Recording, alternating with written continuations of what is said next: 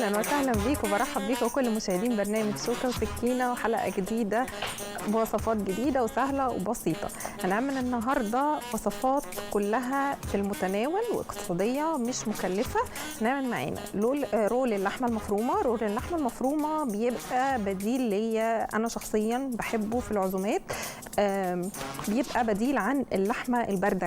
عرق اللحمة الباردة بدل ما نجيب العرق اللي بقى سعره عالي قوي، احنا في العزومات ممكن نعمل رول اللحمة ده بطريقة بسيطة وسهلة. هوريك بيتعمل ازاي، ما بيبقاش مكلف طبعا زي العرق ما بنشتريه من عند الجزار ونعمله في البيت او بنشتريه جاهز. عموما هنعمل كمان مع بعض السلطة بالفاصوليا والبنجر. هنعمل الرز بالخضار، رز بسمتي بالخضار، وهنعمل الحلو البسكويت بكريمة الموز. هنشوف مع بعض كريمة الموز هنعملها كمان ازاي النهاردة بطريقة مختلفة شوية عن المعتاد. يلا نبتدي مع بعض. الأول ابتدي أشوح الخضار بتاعي والبصل علشان أعمل الرز بتاعي، هو آخر حاجة هتاخد وقت معايا شوية. أكتر حاجة أحط دلوقتي السمنة بتاعتي، احط معلقتين سمنه واحط كمان معايا البصل اهو. محتاجه بصلايه كبيره، وهقول لكم ليه بصلايه كبيره، لان انا هشوحها مع الخضار وهاخد جزء من الخضار ده علشان نحشي بيه الرول بتاع اللحمه. يعني الوصفه بتاعتي النهارده هاخد منها شويه من الخضار للرول وهحط باقي الخضار في الرز. هبتدي اشوح البصل بتاعي كده اهو مع السمنه بتاعتي او الزبده، وممكن اذا حابين تستخدموا زيت زيت ذره مفيش مشكله اهو. هقلبها كده. طبعا الخضار بتاعي انا مش ملزمه بنوع خضار معين، انا النهارده جايبه معايا بسله وجزر وفاصوليا. احنا ممكن نحط انواع خضار اكتر من كده، مفيش مشكله خالص ان احنا نحط بروكلي، نحط كمان كوسه، نحط اي نوع خضار اذا حابين تضيفوه. نحط بطاطس ممكن على فكره. كل الخضار احطه ايا كان النوع اللي هستخدمه، وكل ما حطيت خضار اكتر طبعا كل ما رفعت القيمه الغذائيه بتاعتي للطبق بتاع الرز. احط بقى معاها كده الخضار.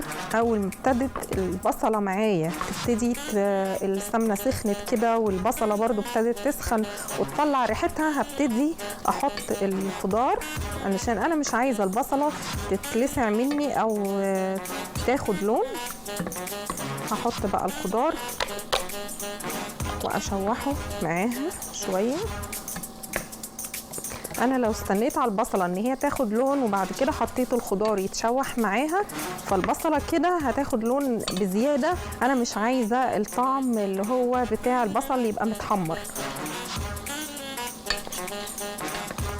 هبتدي اشوح فيه كده شويه، ومسافه ما الخضار ياخد معايا برضو السخونيه بتاعه الحله احط الرز واشوحه معاه.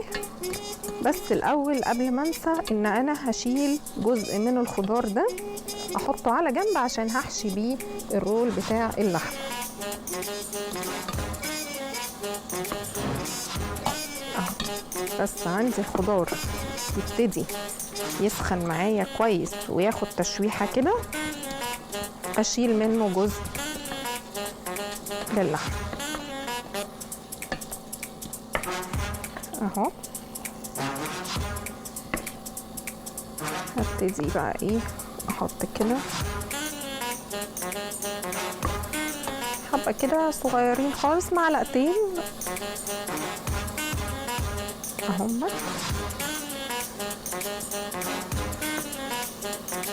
اشيلهم كده على جنب علشان دول اللي هستخدمهم في الرز. احط بقى الرز بتاعي واقلبه مع الخضار كويس جدا.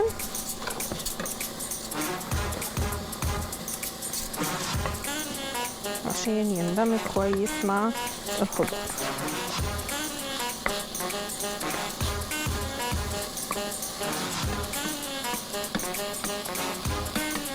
وبعد كده احط الميه بتاعتي لحد ما تغطي الرز كالمعتاد، زي ما بنعمل بقى خلاص خطوات الرز اللي احنا متعودين عليها، وكل واحد عارف نوع الرز بتاعه بياخد ميه قد ايه او شوربه قد ايه.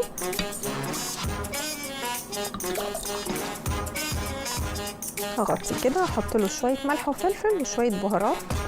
والبهارات اللي عندي بقى البهارات اللي انا بفضلها، انا بحب اجيب ال7 بهارات واحطها كلها كده مع بعض على الرز ده واقلب واسيبه يستوي براحته على النار.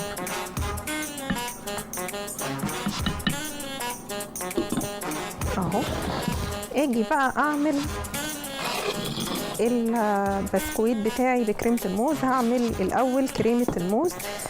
انا عشان اعمل كريمه الموز النهارده هعملها شويه بطريقه مختلفه.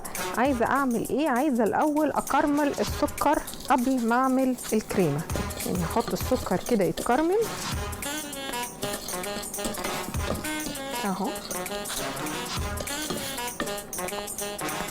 وعلى ما السكر بتاعي يتكرمل هبتدي اعمل السلطه بتاعتي.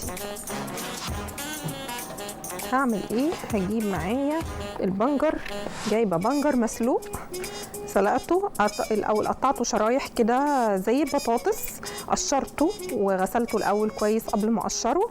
وبعد ما غسلته كويس بغسله بليفه كده او حاجه، لازم تكون ليفه خشنه شويه عشان البنجر بيبقى فيه طينه وحاجات كده مش حلوه من بره، لازم نغسله كويس جدا. وبعدها قشرته وسلقته كده.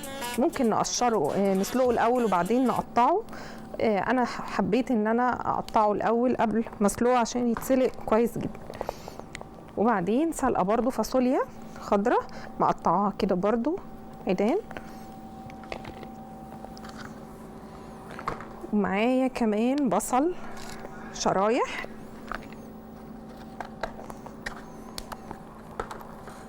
الدريسنج بتاعي بقى النهارده عامله ايه؟ الدريسنج صويا صوص وخل عنب وملح وفلفل. بقى الدريسنج بتاعي صويا صوص وخل عنب وملح وفلفل ومعلقه سكر او نص معلقه سكر على حسب الكميه اللي احنا عاملينها. يعني الكميه اللي انا عاملاها دي تاخد نص معلقه سكر، مش واخده سكر كتير. وهبتدي اقلب ده كله مع بعض. بس السلطه سهله وبسيطه وقيمتها الغذائيه عاليه جدا. طبعا عارفين فوائد البنجر وعارفين فوائد الفاصوليا. البصل كمان مهم جدا في الفتره بتاعه الشتاء والتعب. دلوقتي بقى السكر بتاعي اهو ابتدى يتكرمل اهو. انا مش عايزه اقلب فيه دلوقتي الا لما يتكرمل معايا خالص. طعم السكر المكرمل مع طعم الموز هينقل لي الكريمه في حته تانية خالص. انا ممكن ان انا كنت اعمل الكريمه على طول كده من غير ما اكرمل السكر، بس فكره ان انا اعمل السكر كرمل كده في الاول او اكرمله كده بيخلي الطعم مختلف تماما. هبتدي اجيب بقى هنا معايا، هو ابتدى خلاص السكر اهو يدوب معايا خالص. هبتدي اقلبه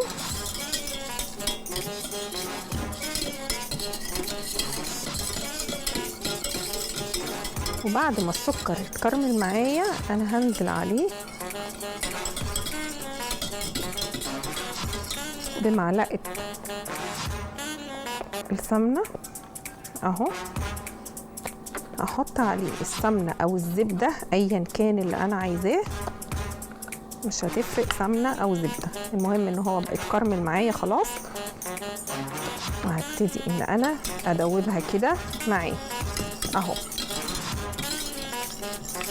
وهنزل بمعلقتين الدقيق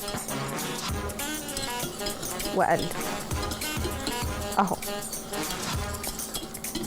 يبقى انا عملت ايه؟ الاول كرملت السكر، وبعد ما كرملت السكر حطيت السمنه او الزبده، وبعدين نزلت عليهم بالدقيق وبقلبه اهو كويس جدا معاهم. اداني اللون ده كده اهو.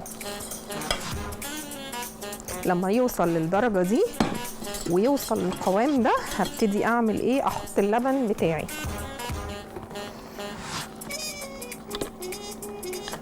وانا بحط اللبن اقلب، افضل اقلب كده علشان ما يبقاش معايا اي تكتلات. احط اللبن شويه بشويه واقلب اهو اهو كده. افضل اقلب فيها ما اشيلش ايدي من التقليب خالص علشان ما السكر المكرمل والدقيق ما يعملش كده تكتلات وتبقى تقيله وما اعرفش ايه اخفها تاني، يعني ما اعرفش ادوبها اهو. وطول ما انا شغاله انزل اللبن كده شويه بشويه وافضل اقلب كده اهو. وبعدين في المرحله دي بقى هضيف الموز بتاعي. الموز موز عادي خالص مفيش عليه اي سكر ولا اي حاجه، انا بس الموز ده جبته وهرسته بالشوكه وهضيفه. يعني الموز ما حطيتهوش على النار ولا حاجه، الموز انا بس مجرد ان انا جبت الموز وهرسته بالشوكه وهضيفه هنا على الكريمه بتاعتي بس. وهفضل اقلب فيه كده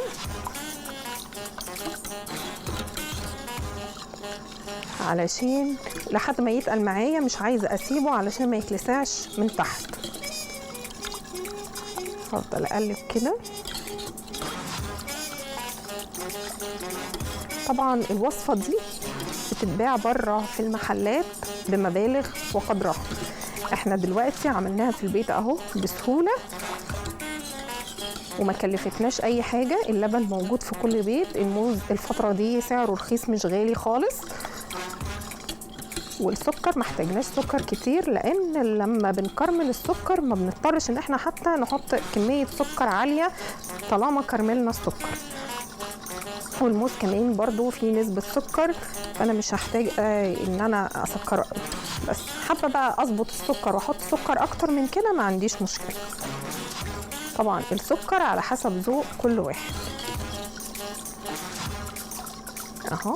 هقلب فيه كده وابص برضو على الرز بتاعي ايه اخباره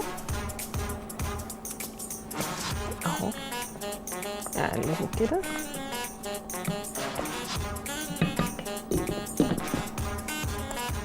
واسيبه وهبتدي افضل اقلب هنا كده.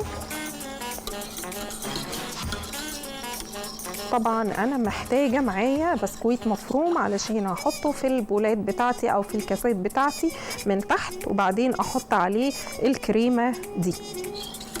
طبعا نوع الكريمه دي ممكن نستخدمها مع اي فاكهه مش شرط الموز، ممكن نستخدمها بنفس الطريقه مع الفراوله، بس هي الطف حاجه ليها ان هي تتعمل كده مع الموز.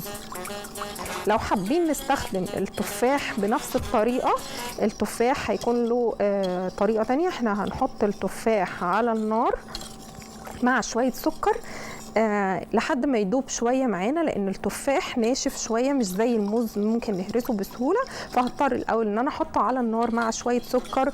ويا سلام بقى لو حطينا معاه شويه قرفه هيبقى مختلف تماما. ونعمل برده كده نفس الفكره، نكرمل السكر ونحط الدقيق بتاعنا واللبن، وبعد كده نحط عليه التفاح اللي بالقرفه ده. وحلقات تانيه ان شاء الله نعمل الوصفه دي، هتبقى برده مختلفه وطعمها حلو لو مش حابين الموز. الموز ده بيتباع في المحلات كمان بنفس الطريقة دي، بيتعمل على تارت.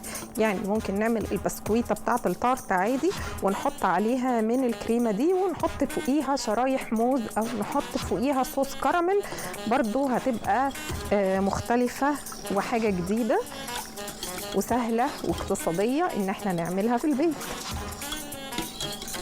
هقلب بس فيه كده شوية لحد ما قوام ويتقل معايا. اهم حاجة ان انا ما اسيبش التقليب علشان خاطر ما يعملش اي طبقة من تحت تتحرق مني.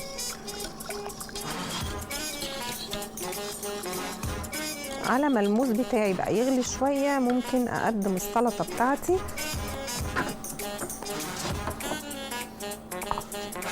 احط السلطه بتاعتي كده اهو.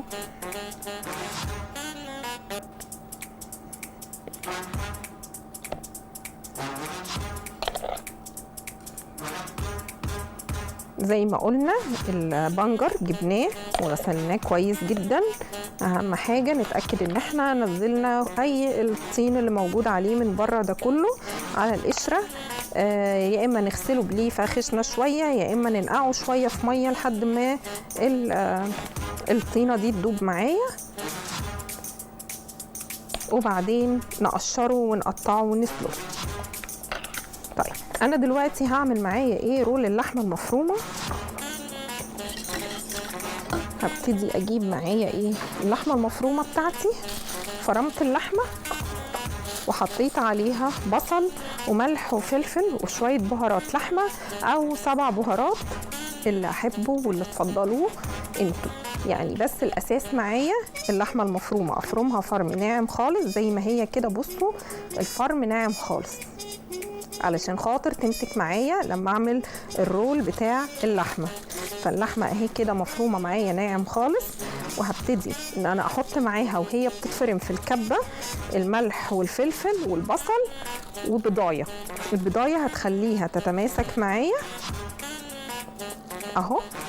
وبعدين اعمل ايه بقى؟ انا حطيتها على كيس بلاستيك وهحطها على كمان كيس بلاستيك تاني، وهبتدي اضغط عليها بايدي كده. افضل اضغط عليها لحد ما تتفرد معايا. انا عايزاها تتفرد معايا علشان اقدر ان انا احشيها والفها رول اهو.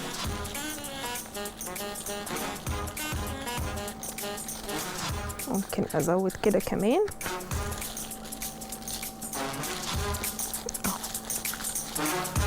وافضل اضغط كده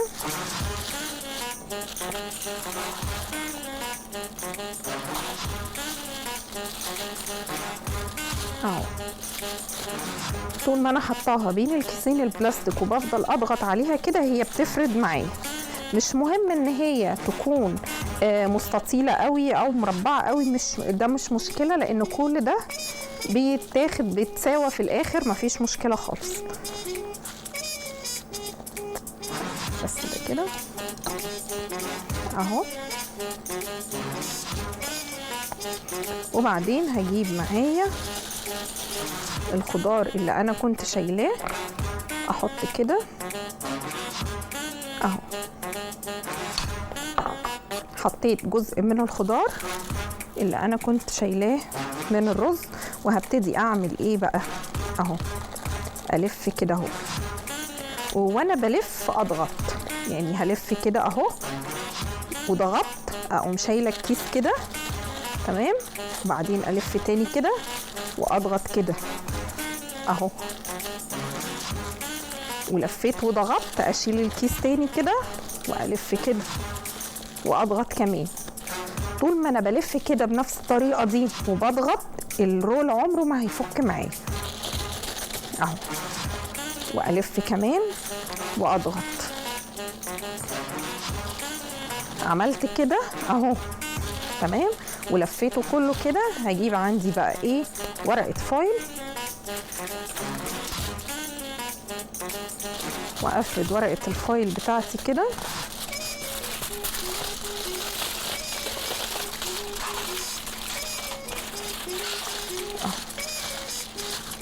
وافك بقى الكيس البلاستيك ده خالص، لانه كيس بلاستيك من اللي هو بتاع الكيس بتاع التلاجة افتحه ايا كان. لو انا عامله الحركه دي لفه الرول بستريتش راب فممكن يدخل الفرن عادي، لكن البلاستيك ده مش هيدخل فرن. وابتدي برضو تاني اضغط وانا بلف، الف واضغط الف واضغط كده من الجناب كده اهو. افضل الف كل ما انا بلف اضغط. كل ده اللي هيسوي لي بقى الحاجات اللي ما كانتش متساويه. الضغطات دي هي اللي بتساوي كل ده. بصوا بقى اهو طلعت شكل الاسطوانه ايه، كلها اهي متساويه وشكلها كويس ومظبوطه. كل ده اهو، بس اهم حاجه اضغط عليه كويس. بعد كده بدخله الفرن. تمام، انا هدخله الفرن وهطلع فاصل وارجع لكم بعد الفاصل نشوف الاطباق شكلها ايه.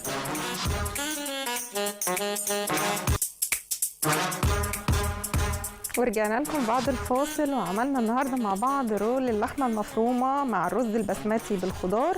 هنقول تاني رول اللحمه المفرومه عملناه ازاي. باكد كويس جدا على ان اللحمه لازم تكون مفرومه فرم ناعم خالص. افرمها فرم ناعم خالص. فرمت معاها بصله صغيره، وفرمت معاها كمان حطيت معاها وهي بتتفرم في الكبه بضايه، وحطيت بضايه على كيلو اللحمه، يعني كيلو اللحمه عليه بصله متوسطه مفرومه معاها، وحطيت معاها كمان الملح والفلفل والبهارات بتاعتي اللي انا عايزاها، وفرمت ده كله في الكبه مره واثنين وثلاثه لحد ما بقت ناعمه خالص. وبعدين بدات افردها على بين كيسين بلاستيك او بين ستريتش راب، مفيش مشكله، وابتدي لفيت الرول وحشيتها بالخضار اللي معايا، الخضار اللي انا حباه بقى، جزر، كوسه، بسله، اللي نحبه مفيش مشكله، ونلفها في الفويل وندخلها الفرن. عملنا مع بعض سلطه الفاصوليا بالبنجر والبصل، وكمان عملنا البسكويت بكريمه الموز. اشوفكم في حلقه جديده، والى اللقاء.